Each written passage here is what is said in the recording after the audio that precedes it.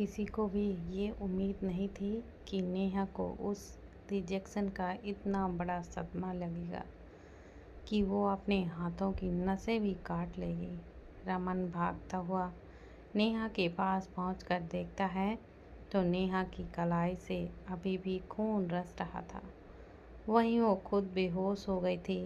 रमन जल्दी से अपने जेब से अपना रुमाल निकालता है और नेहा के बहते खून को रोककर उस पर रुमाल बांध देता है कि तभी पार्थ परेशान होकर बोल पड़ता है, क्या नेहा अपना रिजेक्शन बर्दाश्त नहीं कर पाई और अपनी जान लेने की कोशिश करने लगी। वैसे ये चीज़ को थोड़ी सी एम्बैरसिंग थी कि पूरे कॉलेज के सामने अपने प्यार को रिजेक्ट होने के बाद किसी को भी सदमा लग सकता था, लेकिन इस चीज़ को अपने दिल पर ले लेना ये कहाँ तक सही था कि तभी पीछे से ध्रुव जल्दी से उस तरफ आता है और आते ही पार्थ को स्टॉप बोलकर नीचे झुककर रमन के हाथों से नेहा का हाथ झटक देता है और खुद नेहा को अपनी गोद में उठा लेता है। ये ध्रुव ने इतनी जल्दी किया कि रमन भी रिएक्ट नहीं कर पाया, लेकिन जब उसे याद आता है कि उसकी क्यूटी पाई की ये हालत भी इस इंसान के साथ हुई है तो ध्रुव के कंधे पर हाथ रखकर कहता है, लीवर अभी मुझे दो इसे, तुम्हारी वजह से मेरी बहन को ऐसा कदम उठाना पड़ गया, अब तुम इससे दूर रहो लीवर। लेकिन ध्रुव अपना कंधा झटककर रमन को पूरी तरह से इग्नोर करके बाहर जाने लगता है। इस बात पर रमन को और भी ज़्यादा गुस्सा आने लगता है कि जब इंसान को उसकी बहन से प्यार नहीं है तो क्यों अभी उसकी केयर दिखा रहा है। रमन तुरंत ध्रुव के सामने आकर खड़ा हो जाता है और एक बार फिर ध्रुव को रोक कर कहता है, नेहा तुम्हारे साथ कहीं भी नहीं जाएगी, इसे मुझे दो। इतना कहकर रमन नेहा को ध्रुव की गोद से लेने की कोशिश करता है, पर ध्रुव की पकड़ इतनी मजबूत थी कि रमन, जो खुद भी बहुत ही ज़्यादा स्ट्रॉन्ग पर्सनालिटी का था, वो नेहा को थोड़ा सा भी ध्रुव की गोद से छीन नहीं पाता। ध्रुव अपनी घूरती हुई आंखों से रमन की तरफ देखकर कहता है, मैं देखना चाहूँगा कि मुझे यहाँ रोकने की हिम्मत कौन कर सकता है। नेहा को मेरी बाहों से आज़ाद करवाना तुम्हारे बस का नहीं है, और अगर अभी तुमने अपना बचपना नहीं रोका तो नेहा को हॉस्पिटल ले जाने में देरी हो सकती है। दरअसल रमन ध्रुव से गुस्सा तो था, लेकिन वो ये भी जानता था कि ध्रुव की नेहा से प्यार को रिजेक्ट करने की भी उसकी बहुत बड़ी वजह थी। ध्रुव चाह कर भी आज तक अपने अतीत को भूल नहीं पाया था।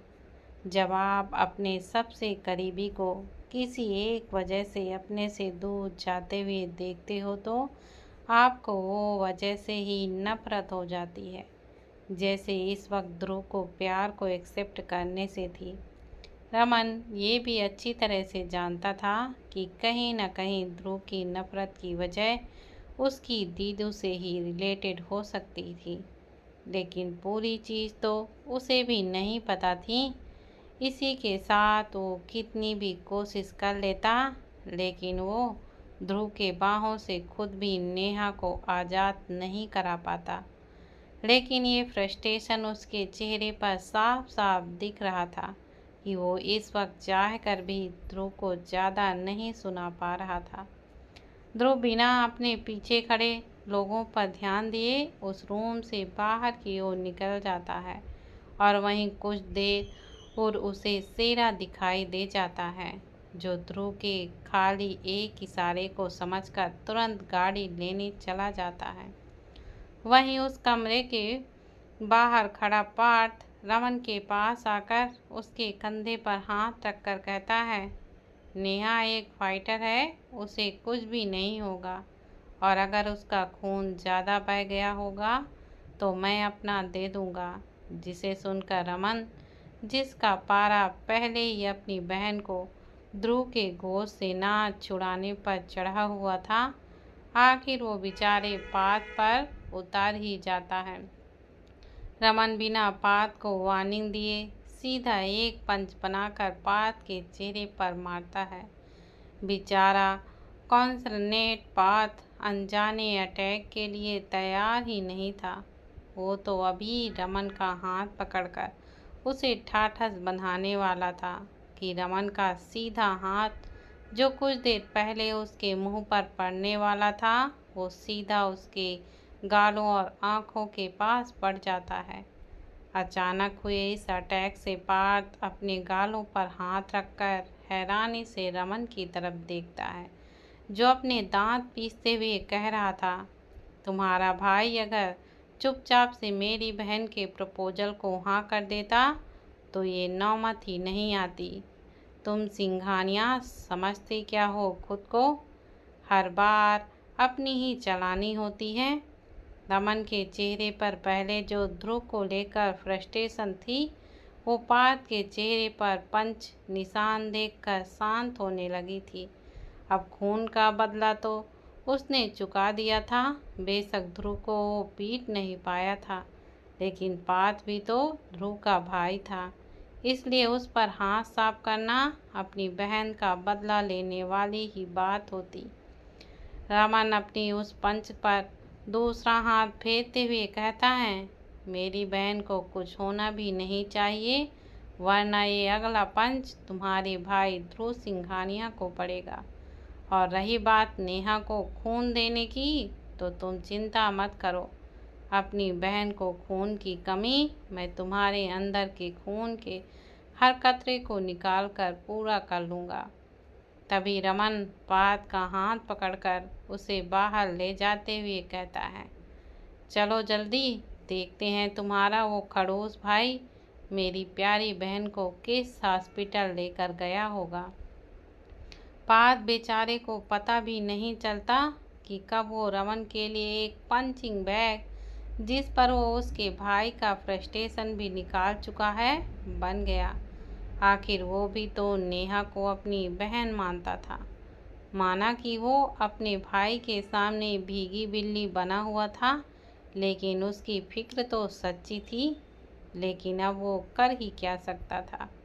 एक पंच तो खा ही चुका था और इस वक्त उसके पास भी रमन से लड़ने का समय बिल्कुल भी नहीं था, क्योंकि पीटने के बाद रमन ने जो नेहा को हॉस्पिटल लेकर जाने वाली बात कही थी, उसे याद करके वो भी थोड़ा सा गुस्से से रमन को घूरते हुए उसी के संग संग बाहर आ गया था, जहाँ पर अब तक पीहू, हनी और बनी भी वहाँ पर आ गए। उन्होंने ध्रुव को नेहा को गोद में ले जाते हुए देख लिया था, लेकिन ध्रुव के गुस्से वाले रूप को देखकर उन तीनों की हिम्मत ही नहीं हुई कि वो अपनी दोस्त के पास जा सके। इसलिए वो रमन और पार्थ को ढूंढने के लिए इसी रूम की तरफ आने लगे थे। अब तक उस अल्फा थिएटर से भी सभी स्टूडेंट निकल चुके थे। मॉर्निंग से इवनिंग हो चुकी थी और अब तक फीस्ट भी ख़त्म हो गया था, लेकिन सबकी जुबान पर नेहा को लेकर गॉसिप ख़त्म नहीं हुई थी। पीहू पार्थ के पास आकर देखती है तो उसकी आंखों के पास एकदम हल्की हल्की सी सूजन पीहू को दिखाई दे रही थी।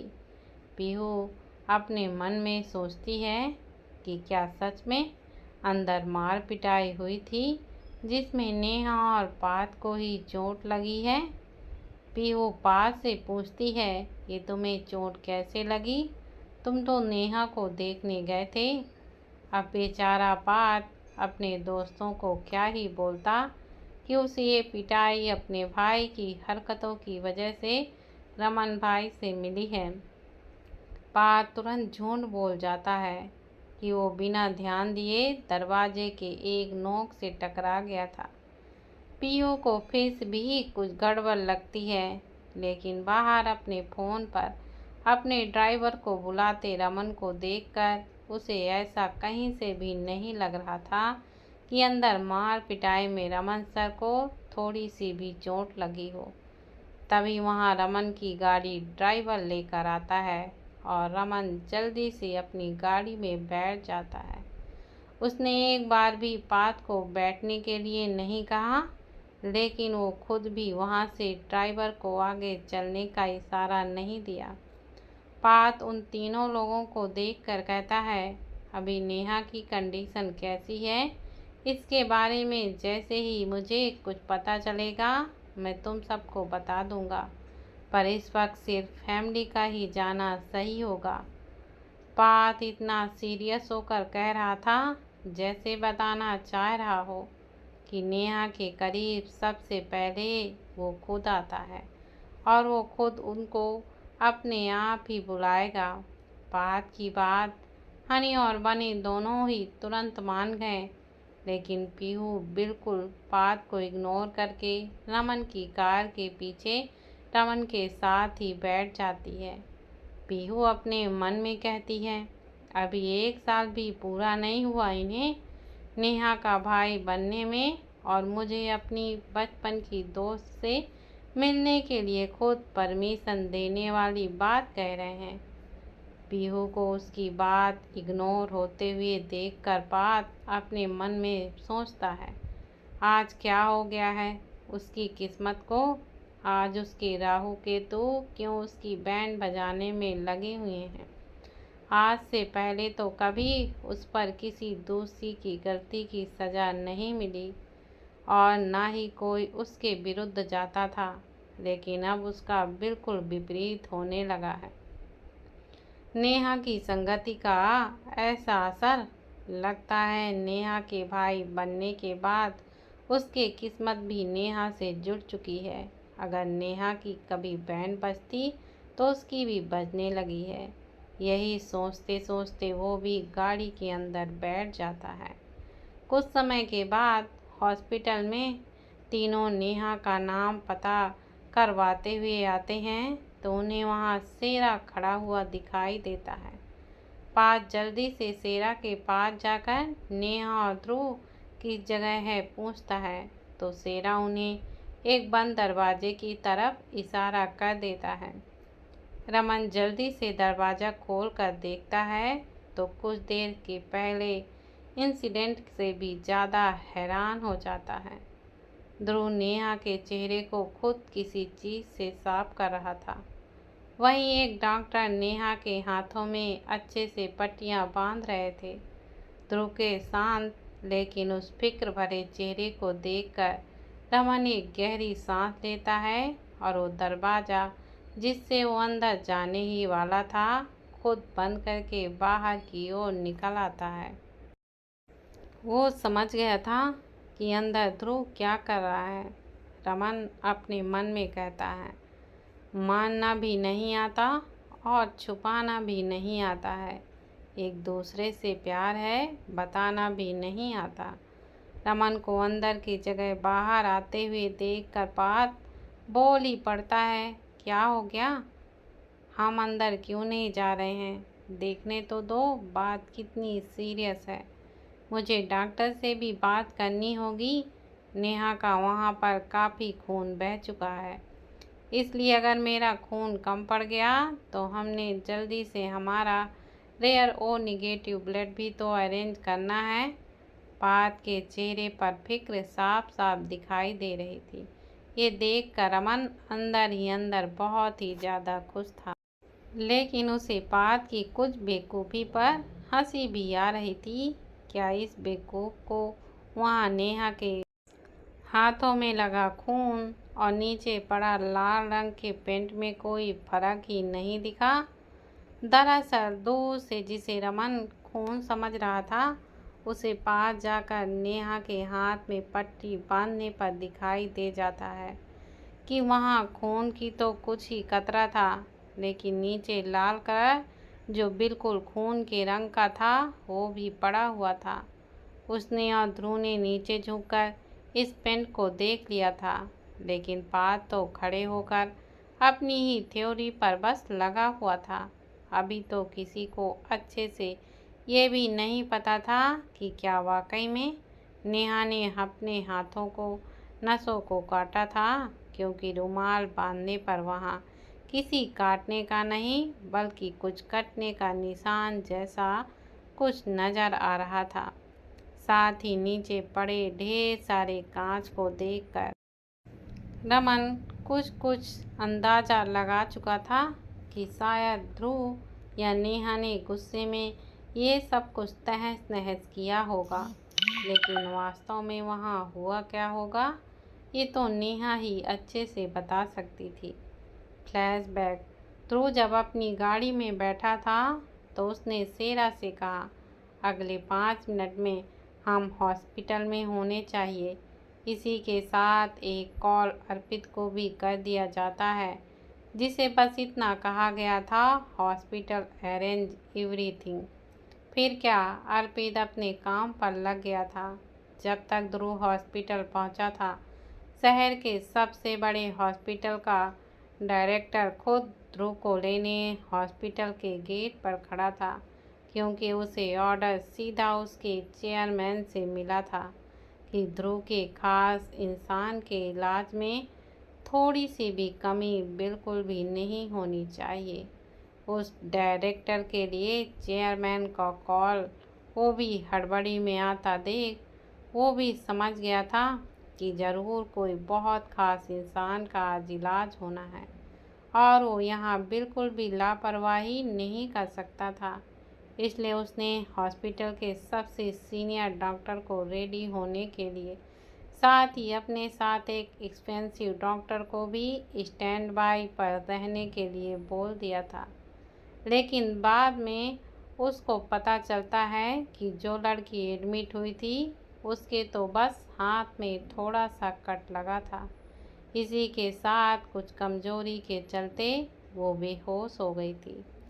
लेकिन जिस तरह ध्रुव उस लड़की को अपनी गोद पर लेकर वहाँ पर आया था, उसे देखकर वो डायरेक्टर जरूर समझ गया था कि ये लड़की ही सबसे खास इंसान है।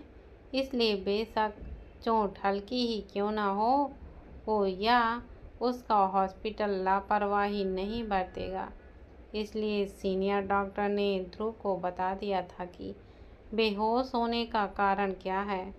उसके बाद वो नर्स को पेशेंट पर लगे दाग को साफ करने के लिए कहता है, लेकिन उसे रोक कर ध्रुव खुद अपने हाथों से नेहा के हाथों, उसकी बाजू, उसके गले और उसके जिस जिस जगह पर भी पेंट के निशान बने हुए थे उन्हें क्लीन करने लगता है। ध्रुव जिस तरह से क्लीन कर रहा था जैसे वो लाल पेंट का दाग नहीं बल्कि नेहा का ही खून हो। इसी जगह चीज को देख कर रमन उस प्राइवेट वार्ड के अंदर नहीं बल्कि कुछ देर बाहर ही रुकने को सोचता है, लेकिन बाहर बड़बड़ाते बात को देखकर उसे उसकी मासूमियत भरी बातों को सुनकर अंदर ही अंदर खुशी के साथ साथ रमन को हंसी भी आ रही थी। तभी कुछ देर बाद उस प्राइवेट वार्ड का दरवाज़ा खुलता है और ध्रुव बाहर निकलकर रमन की तरफ एक तिरछी नज़र देखकर बोलता है, your sister is safe and a sound, take care of हर।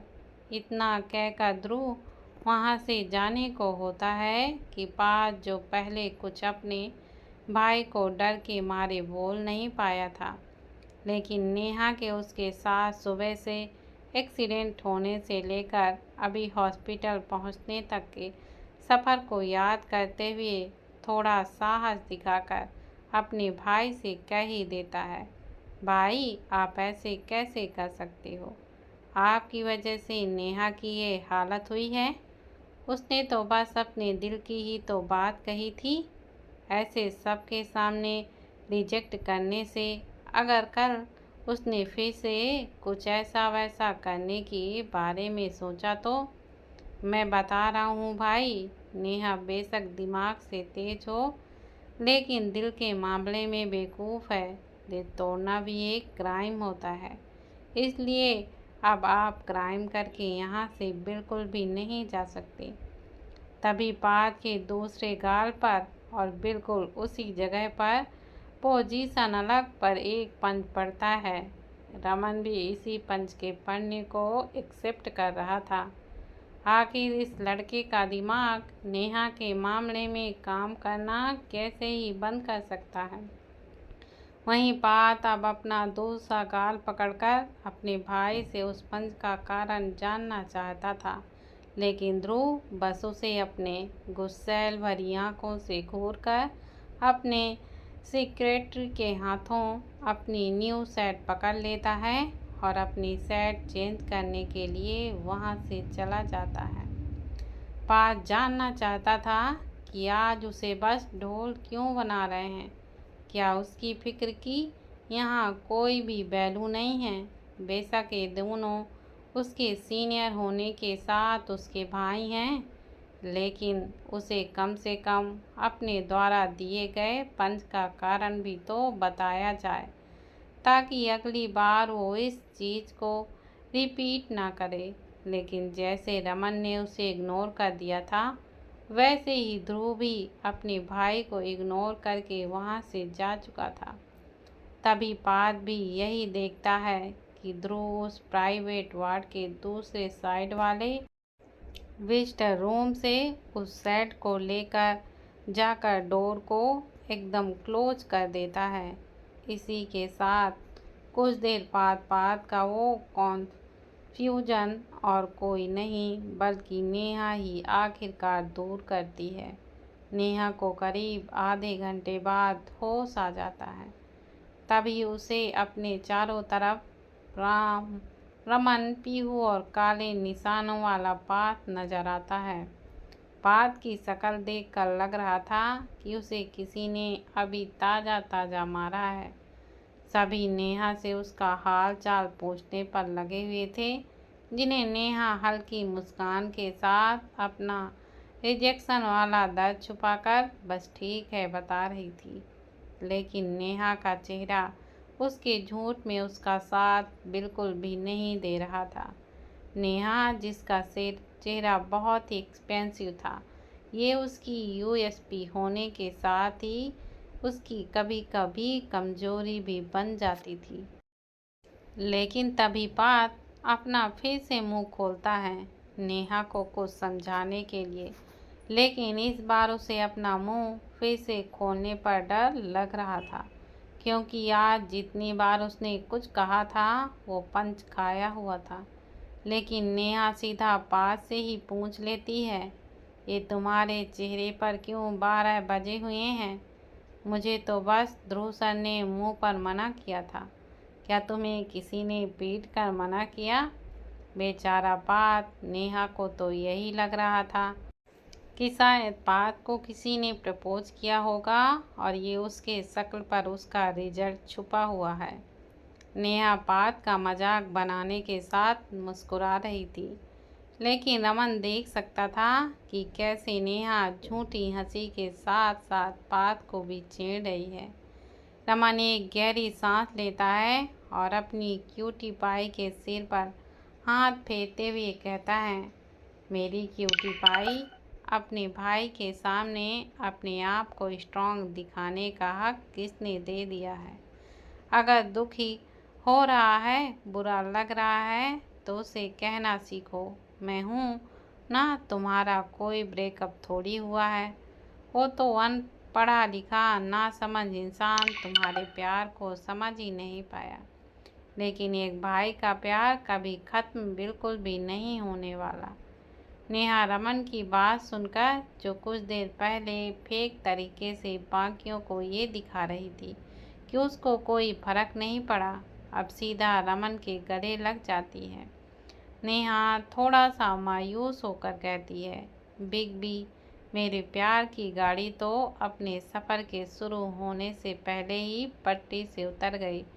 तभी रमन नेहा का सिर सहराकर कहता है, अब अगर तुम गलत समय पर अपनी गाड़ी लेकर आओगी, तो जिस मुसाफिर को वैसे ही उस गाड़ी के सफ़र से चढ़ने से डर लगता है, तो वो तो चढ़ेगा ही नहीं ना। इसलिए सुबह का एक्सीडेंट के बारे में ज़्यादा मत सोचो। आज कुछ गलत था तो वो रिजेक्शन नहीं बल्कि टाइमिंग। टाइमिंग? नेहा कंफ्यूज होकर रमन की तरफ देखती है।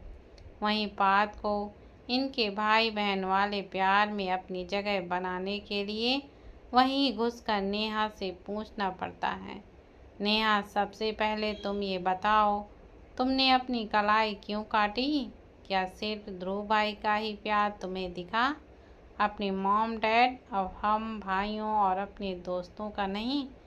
पार्थ के सवाल को सुनकर नेहा पार्थ को ही कंफ्यूजन के साथ देखते हुए बोलती है, हाथ की कलाई काटना? आखिर वो क्यों अपना हाथ की कलाई काटने लगी?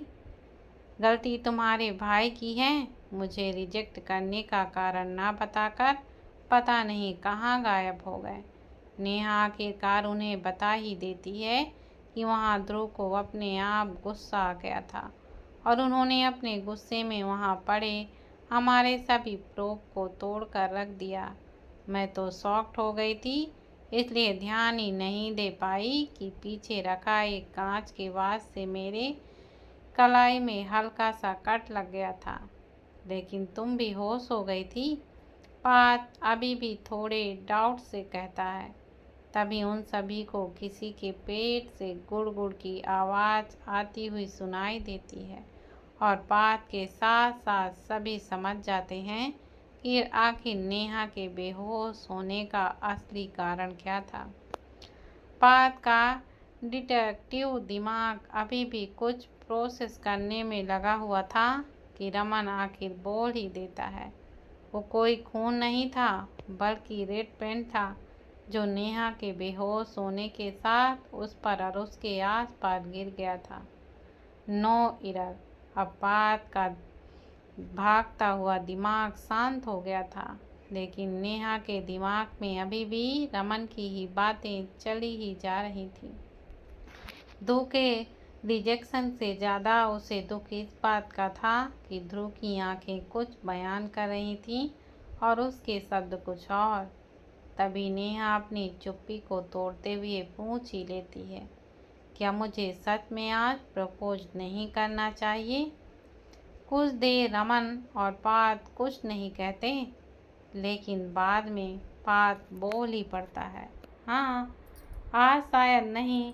जिस पर रमन कुछ नहीं बोलता, लेकिन उसकी चुप्पी भी नेहा को यही बता रही थी कि वो भी पार्थ की बात पर एग्री करता है। आज हमारी सौम्या दीदू हमें हमेशा के लिए छोड़कर चली गई थी। सी डेड दिस डे। ये प्यार वाला दिन है, लेकिन उन्हें इसी प्यार वाले दिन में ध्रुव भाई के सबसे करीब दीदू ने खुद की जान लेने ही ली। नेहा पूरी तरह शॉक्ड हो जाती है। ध्रुव की दीदू का कई बार उसने बस जिक्र ही सुना था, लेकिन उनके बारे में उसे कहीं भी कुछ पता ही नहीं चला। यहाँ तक कि सिंघानिया के फैमिली चार्ट पर भी उसने किसी सौम्या सिंघानिया का नाम भी बिल्कुल भी नहीं देखा था। नेहा पास से पूछती है, उन्होंने अपनी जान क्यों ली है? जिस पर पार्थ कहता है, इसके पीछे का कारण हम में से किसी को भी नहीं पता है, पर ध्रुव भाई जानते हैं और उन्होंने घर में दीदू की मौत के बाद कभी इस चीज़ का जिक्र ही नहीं किया। उस वक्त मैं बहुत ही ज़्यादा छोटा था, इसलिए मैं जान ही नहीं पाया और ध्रुव भाई उस दिन के बाद से ही घर में दीदू के किसी भी जिक्र को करने से मना कर दिया था। मैं इतना बता सकता हूँ कि ताई जी के जाने के बाद से ही सौम्या दीदू ने ध्रुव भाई की बड़ी बहन के साथ साथ मदरली लव भी दिया था। उस वक्त पर ध्रुव भाई इसी बात पर खुश हो जाते थे कि सौम्या दीदू उनके पास थी, जिसे अपनी बड़ी बहन में अपनी माँ का प्यार भी मिल रहा था। उसे उनके जाने का बुरा तो लगता ही होगा ना। इन 6 सालों में ध्रुव भाई को मैंने वो खुशी मिलते हुए नहीं देखा जो उन्हें इस वक्त बस दीदू के उनके आसपास होने से ही जाती थी। नेहा को ध्रुव के लिए बहुत ही बुरा लगता है। पात ने ये भी बता दिया था कि ध्रुव ने बचपन में ही अपनी माँ को खो दिया था और कुछ समय बाद उनके डैड भी दूर होते चले गए थे। बस जो उनके सबसे करीब थी वो सौम्या दीदू ही थी। तभी पार्थ से पीहू पूछ ही लेती है, सौम्या दीदू का नाम सिंघानिया परिवार में शामिल क्यों नहीं है? जिसमें पार्थ कहता है, सच कहूँ तो इसका जवाब तो मुझे भी नहीं पता, क्योंकि घर पर कभी डिस्कशन होने ही नहीं दिया गया और दीदू के मौत के बाद ध्रुव भाई ने फैमिली से थोड़ा सा अलग रहना भी शुरू कर दिया था। इसलिए इसके पीछे का असली कारण तो मुझे भी नहीं पता है। ये पहली बार था जब पार्थ इमोशनल होकर सौम्या दीदू का जिक्र कर रहा था। उसने ये बताया था कि वो तो दीदू के साथ बहुत कम रहा है, लेकिन ध्रुव भाई को तो उन्होंने ही छोटी सी उम्र से पाला था। ध्रुव का थोड़ा दर्द नेहा भी महसूस करने लगी थी।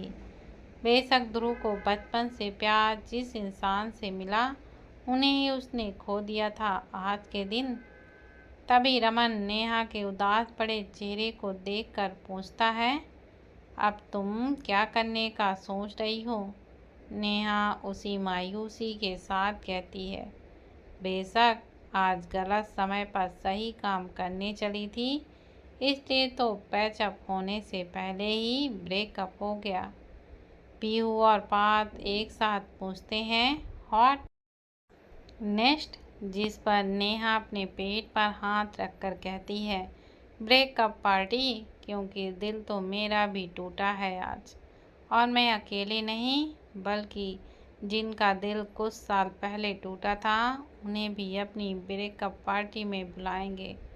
अब जब टूटा हुआ दिल जुड़ेगा नहीं तो कैसे उनमें मैं प्यार बा सकती हूँ? पार्थ हैरान होकर पूछता है, ध्रुव भाई के साथ आखिर तुम क्या करने की सोच रही हो? आखिर कौन थी वो सौम्या जिसका सिंघानिया परिवार से कोई नाता नहीं, लेकिन ध्रुव की उनमें जान बसती थी? आखिर क्यों लेनी पड़ी उन्हें अपनी जान आज के ही दिन? क्या उसके साथ धोखा हुआ था या हुई थी उनके साथ कोई बहुत ही बड़ी साजिश? इन सभी सवालों के जवाब को जानने के लिए पढ़ते रहिए नेहा और ध्रुव की प्यार भरी कहानी आग ए इश्क।